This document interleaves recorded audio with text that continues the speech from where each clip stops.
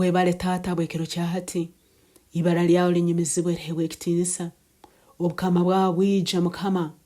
Kandi ebyogonza bikora omunsi nk'uko bikora mu iguru. Webale habwekiro kyahati. Webale habwekisembe ky'obwomezi. Webale habwe emigisa eyoturaganize. Webale habwe ebyo byohikirize mukama.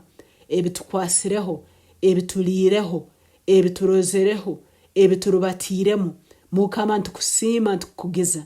Webale habwe embabazi zawe. Mukama ekiro kyahati ntuteke emihanda y'obwomezi bwaitu mu mikono yawe. Bayibuli negamba ngo emihanda yanyu mu giheyo hali mukama. Ekiro kyahati mukama twizire kuhayo obwomezi bwaitu. Twizire kuhayo emihanda y'obwomezi bwaitu. Bayibuli negamba ngo omuhanda gw'abahikirire gusa n'emambo bw'esara nyenchakara kandi eyongera okwaka kuhikya omusana obugujwera kimu. Mukama ntukusima habwokuba emihanda y'obwomezi bwaitu ogiterekerize. Mukama ntukusima habwokuba ntwikirize ekiro kyahati byona ebere byesimbira hagati y'emihanda yaitu kutulemesa kurutambura, kutulemesa kugenda mbwangu. Ekiro kyahati notuma abamalayika babo amani nibayihamu byona ebyesimbire mu mihanda yaitu omwibali ya Yesu. Emihanda y'obwomezi bwaitu nogiterekereza ekiro kyahati. Mukama omusana gwawe ngwakira habwomezi bwaitu. Omusana gwawe ngutuhereze etara yokurubatiramu kandi tutwabule. Mukama terekereze emihanda y'obwomezi bwaitu. Mukama terekereze emihanda y'obwomezi bwaitu.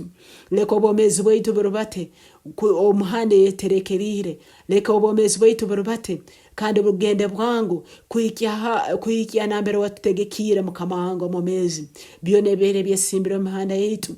Ababere besimbira mihanda yaitu kutulemesa. Ekiro kyahati bamalayika ba mukama nibabasiba nenjegereza omuro mwibali ya Yesu. Emyoyo emibi byona eyebere yetegekere kutulemesa mihanda y'obwomezi bwaitu.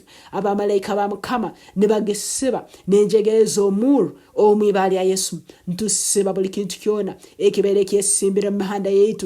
Ntusiba buli kulemesebwa kwona okubere kwesimbira mihanda yaitu. Ntusiba byona ebikutulemesa ebibere byesimbira mihanda yaitu. Mukama wakama leka omuro gwawe gwije guterekereze mihanda yaitu. Leka omuro gwawe gwije gwoche buli kyona ekibere nkitulemesa omwibali ya Yesu. Mukama wakama ntukusima habwe embabazi zawe ekiro kyahati.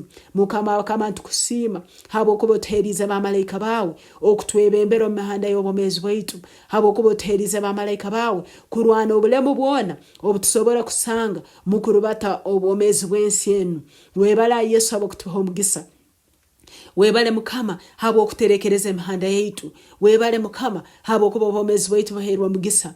Mukama wangu omumezi obuturagendaga nturubatira mihanda yeterekerire. Mukama obusozi bwona obere butwesimbire mu maiso okutulemesa. Ekiro kyahati nobuterekereza. Ekiro kyahati mukama wange ntukusima habwokuba greda ziguru zizire kuterekereza emihanda yaitu omwibali ya Yesu.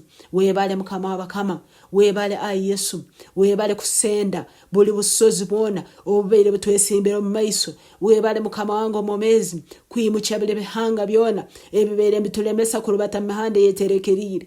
Mukama ntukusima. Mukama ntukusima omwoyo arukweri omwebembezi waitu notwebembera ha mihanda yeterekerire. Mukama Bayibuli negamba otwebembera mihanda yokuhikira habwe ibara lyawe. Ai Yesu ntukusima habwokuba twebembira mihanda yokuhikira habwe ibara lyawe. Ija moyo arukwero twebembere. Ija moyo arukwero tuhamani.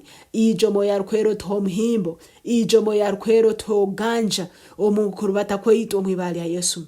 Webale mukama wakama wakutomugisa. Webale Yesu habwe ngendo zaitu esahirwa mugisa. Webale mukama wakuba mkwimuka kwaitu kuruganye nchakara mpaka lwebaje turarora goburungi bwawe. Haleluya. Onyumizi bohebwe kitindisa mukama wakama.